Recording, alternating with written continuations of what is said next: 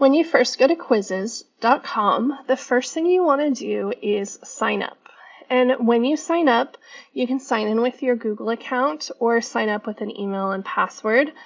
And make sure that you say that you are a teacher as you're going through this process. I'm going to go ahead and log in since I already have an account. Now, when I log in, I have a couple of different options. It probably is going to ask you like what school you teach at, things like that, the first time you go in, and that's going to help you like share with other teachers at your school site who also have Quizizz accounts, but you could also share in other ways. So I'm going to go through that whole process. The first thing I'm going to do is I'm going to show you how to create a quiz. So over here on the left-hand side of your screen, you're going to click Create, and you're going to choose Quiz. I have not done lessons. Lessons are new for this school year, and you can find tutorials on the Quizizz blog of how to use it, but I'm just going to show you how to do a traditional quiz in Quizizz. Now I'm going to name the quiz, and so if I want it to be about birds, I can choose that, choose the subject, biology, and then next. Now, I have 6 different types of questions. Slide goes with that lesson part. So for quizzes, you probably are really just going to use multiple choice, checkbox, fill in the blank, poll, or open-ended. So I'm going to choose a multiple choice question. And I could write my question here, like what type of bird is this? And I have the option to italicize, underline. I can change the color, and I could also add superscripts. And then if I click on the 3 little dots, you can see that I can do accents as well. Now I can add math equations to it or media, image, audio, or video. In this case, I am going to add an image. So I'm going to click here. And if I had an image, let's say a pygmy nuthatch, and I want to use this image, I'm going to go over to the right-hand side of Google, right-click, and choose Copy Image Address. Now, back in Quizizz, so I can drag and drop if I had it like on my computer, or I can click here to upload if I have the image saved on my computer, or down here is where I could paste in that link. So I'm going to paste in the link, and you can see it gave me a preview, so I know the link worked. And audio and video, again, are new. And I'm going to say save. But audio and video are other options that you could add. Now, I have my question, and then I need to have answer choices. So I'm going to put pygmy nuthatch as one of them. Pygmy nuthatch is the Sequoia Audubon logo bird. Sequoia Audubon is the local Audubon society in this area. I'm going to choose some other local birds.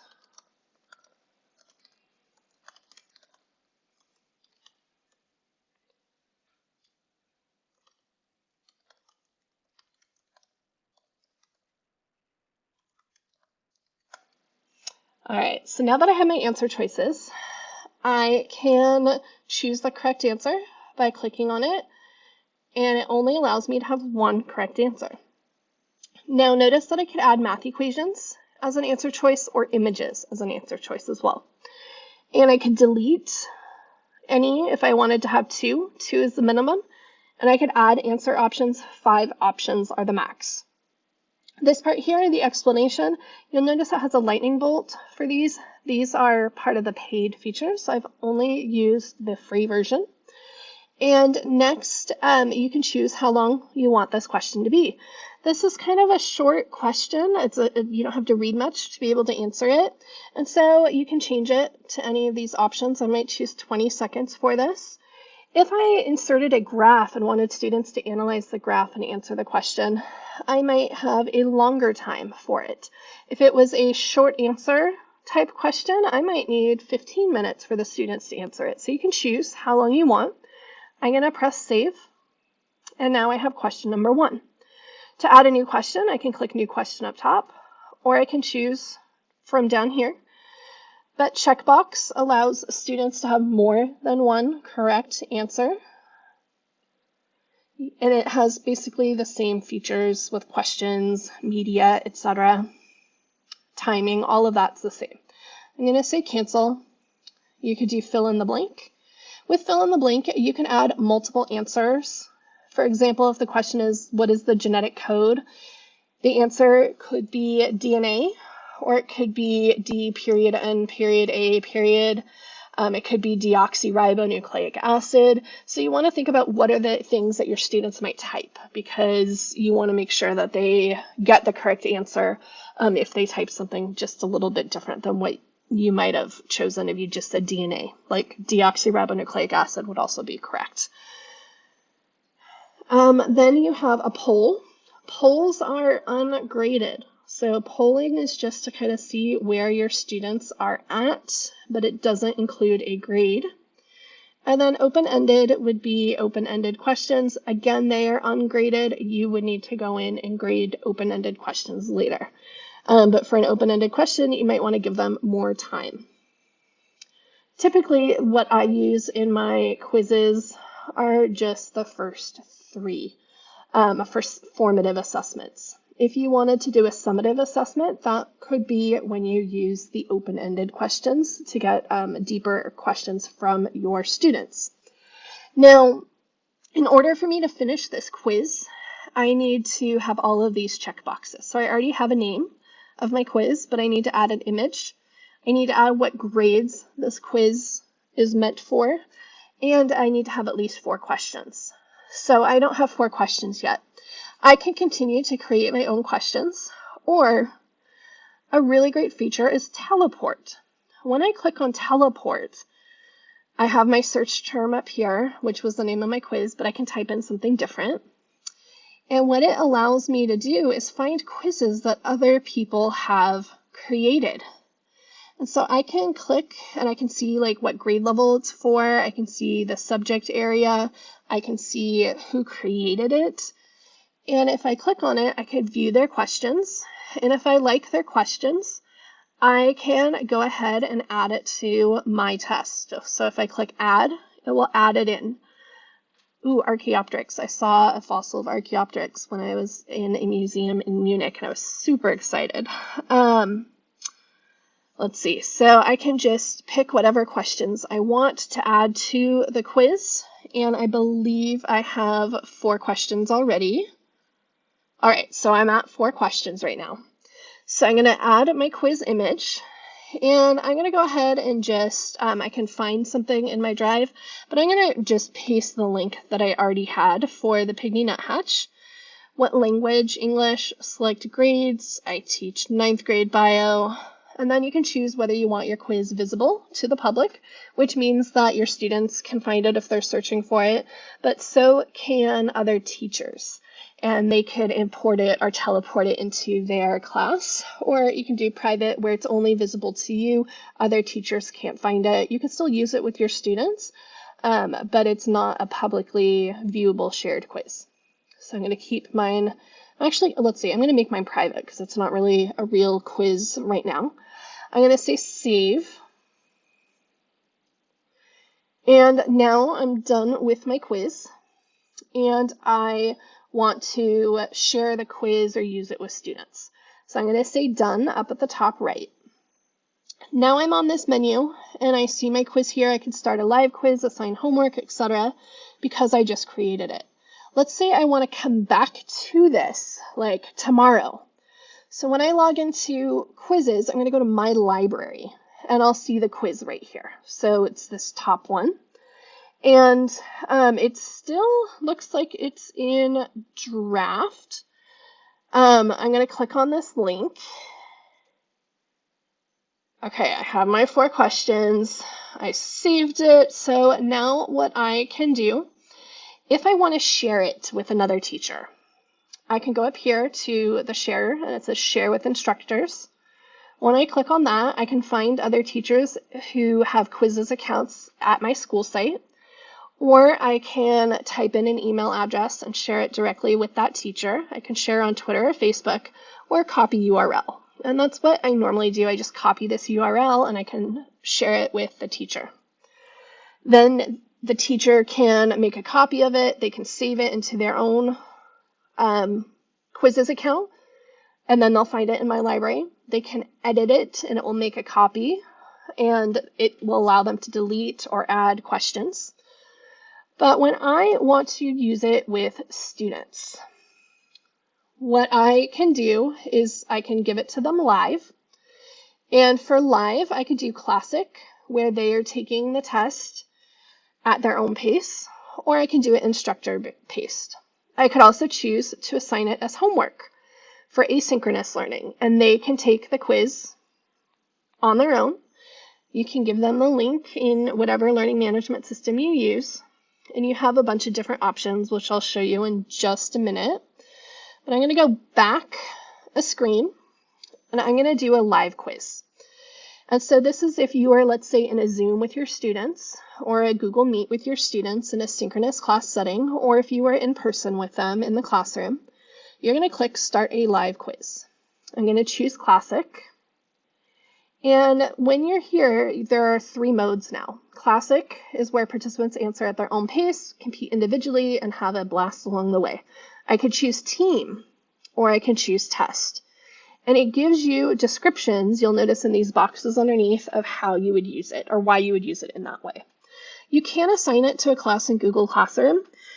I notice that when I assign it to a class, it makes it as an announcement and not as an actual assignment. So I probably wouldn't put it in there. I think I would just create an assignment myself and give them the link that they would need. And if that was in asynchronous, you get the link to click on to give to them. And I'm showing you right now how to get the synchronous link. I'm going to scroll down to the settings. You can choose how many attempts participants can take the quiz. I like unlimited. Name Factory, what that does is it doesn't collect the student's actual name. You might want the student's name to see how each of your students are doing. Where you would use the Name Factory, or why you might use it, is because then the students' names don't show up on the screen for other students to see. They don't see their name on a leaderboard if you decide to leave the leaderboard on. I generally use Name Factory when it's more for fun, when it's like a review for an exam, where I don't need to know how the students are, each individual student is necessarily doing right at that point, because they're getting feedback immediately and then I'm looking at it and giving them feedback. But if it's something that's a little more formal, you probably are going to want their name. For me today, I'm going to use Name Factory. Then you can choose whether to show answers during the activity or after the activity. And I like to have it on at both. So when students answer a question, they automatically get feedback of whether they got it correct or not and what the correct answer is. And then when they're done with the entire test, they get that feedback again. So the more feedback I can provide for the students, I think the better. So I like having both of those on. Now, power-ups are just for fun for students. They can get bonus points for doing some things in the game. It's fun for the kids. Timer times the questions. You might not want the timer on. You might want to give them unlimited time. I think it really depends on the purpose. And for me, when I use quizzes with students, I do give them a timer, but I allow them to take the quiz multiple times. But I want them to kind of have that timer just so they aren't like taking forever or doing other things or going to another website to look it up. Because this is not a graded assignment, I'm okay with having the timer on because they do get all that feedback and the ability to do it multiple times until they get it. Show leaderboard I keep on. You might want to turn that off, especially if you're using names. Shuffle questions and answers are on. Redemption questions allow them to reattempt a few incorrect questions. That could be a good thing for students. And showing memes. Memes are fun. They're after each question, but they take up some time. If you want to save time, you might want to have the memes off. And then you're going to say continue. Now, you would have this showing and have the kids go to joinmyquiz.com and enter in this join code. A quicker way to do this, if you're in a Meet or a Zoom with your students, is you can click or share via, and you can share during these different things. It will send announcements to Google Classroom or to Remind, etc. But if I'm in a meeting with the students, I'm just going to copy this link, and this is what it's going to look like as a student. So I'm going to go to a different Chrome browser that's logged in with a different Google account, and I just typed in the link and it gave me a name. time twist. So this is from the name generator. I can change it if I want. If I didn't have that box checked, I would just type in my name. But I can choose whether to listen to music or not, or sound effects, and I don't want those on because it drives me bananas. But I'm going to have it read aloud turned on, so it could read the questions to me and the answer choices, which is nice. So I'm going to press start, and I'm waiting for other players to join. I can choose different backgrounds. I think the more you play, the more times you do it, you get more background options. As a teacher, I can see that time twist is here. If you're having students type in their name and they type in something inappropriate, I click to remove them, and they're no longer in. And they have to rejoin. It will tell them on their screen that they need to rejoin. And I can see I have one participant here. If I'm waiting for 20 participants, I can say, come on, you guys, sign in. I have 19 more who need to join. When I'm ready to start, it could be I'm still waiting for people. I will still have the link code up at the top right for them to view. But I'm going to press start, and it gives me a countdown. And as a teacher, it has the sound on. And I'm going to go ahead and turn the sound off because I don't like hearing it on the teacher end.